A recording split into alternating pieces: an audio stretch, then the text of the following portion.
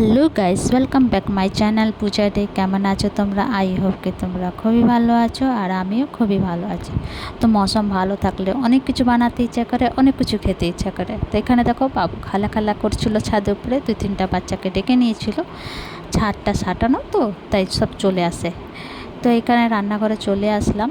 তো এই যে বাঁধাকপিটাকে কুচি কুচি কেটে নিয়েছিলাম, ভালো করে ধুয়ে তো এখানে জল দিয়ে সিদ্ধ বসিয়ে দেবো। একটুখানি এখানে সিদ্ধ হোক, তারপরে সাইডে আমি কিছুটা তৈরি করে নিই। তো এই যে একটা বাসনের মধ্যে আমি ছোটো সাইজের একটা পেঁয়াজটা কেটে নিয়েছিলাম কুচি কুচি, 2টো আলু দিয়ে দেবো সিদ্ধ করা।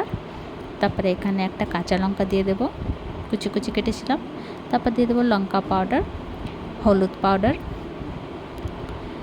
স্বাদ অনুসার নুন, কালি জিরে,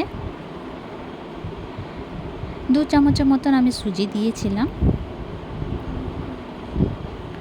আর এখানে বাঁধাকপিটা নাড়াচাড়া করতে থাকবো। সিদ্ধ হয়ে গেছে, এবার আমি জলটা ঝরিয়ে নেব, ছেঁকে নেব সব জলটা। বাঁধাকপি ছেঁকে এই যে সিদ্ধ করা বাঁধাকপিটা দিয়ে দেব। আর 2 চামচের মতন বেসন দিয়েছিলাম, 2-3 চামচের মতন দিয়েছিলাম। আর এখানে দেখো গোলমরিচটাকে গুঁড়ো করে নেব, একটুখানি গুঁড়ো করে দিয়ে দেব। এখানে খাওয়ার সোডা একটুখানি দিয়েছিলাম, আদা রসুনের পেস্ট দিয়েছিলাম। ভালো করে মিলিয়ে নেব, ভালো করে মেখে নেব হাত দিয়ে। তোমরা চাইলে আলুটাকে আগে দিয়ে কদ্দুকাস করে তারপরে দিতে পারো, আর আমি ওটার সঙ্গে মেখে নিয়েছি। ভালো করে মেখে নেব। আর আমি জল দেব না, কেন কি বাঁধাকপি জল ছাড়ে, তাই জন্য জল দেব না। তো ভালো করে মেখে 10-15 মিনিটের জন্য রেস্টে রেখে দেব। তো আজকে বানাবো আমি বাঁধাকপি পকোড়া। তো এখানে কড়াই বসিয়ে দিলাম আর দিয়ে দেব রিফাইন অয়েল। রিফাইন অয়েলটা হালকা মিডিয়াম গরম হলে তারপরে যে আর এটাকে মিশ্রণটাকে মিলাবো না, সাইড দিয়ে আমি একটু একটু নিয়ে দিয়ে দেব।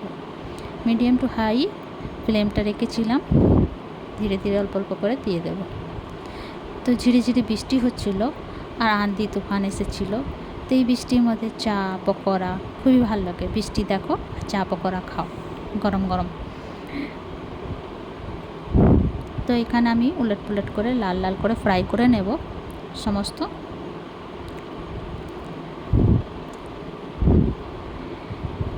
আর ওখানে বাবু আমার খেলা করে চলে এসেছিলো ছাদে উপরে দিয়ে। তারপরে ওকেও গরম গরম একটু পকোড়া দিয়ে দিলাম। তো এখানে দেখো লাল লাল ফ্রাই হয়ে গেছে, এবার তুলে নেব। তেমনি করে সমস্ত লাল লাল করে ফ্রাই করে নেব। আর পাশে আমি চা বসিয়ে দিয়েছি, তো চাটা ফুটছে। তো এই যে পকোড়া চা আমার রেডি হয়ে গেছে, এবার আমি তুলে নেব। তো দেখো রেডি চা পকোড়া। তো তোমাদেরকে আমার ভিডিওটা কেমন লাগলো? ভালো লাগলে প্লিজ লাইক শেয়ার কমেন্ট করো, সাবস্ক্রাইব করে দিও। আবার নতুন ভিডিওর সঙ্গে দেখা হবে। তো তোমরা সবাই ভালো থেকো, সুস্থ থেকো। ভিডিওটা কেমন লাগলো কমেন্ট করে জানিও। তো ভিডিওটা এখানে শেষ করছি। Bye bye, take care.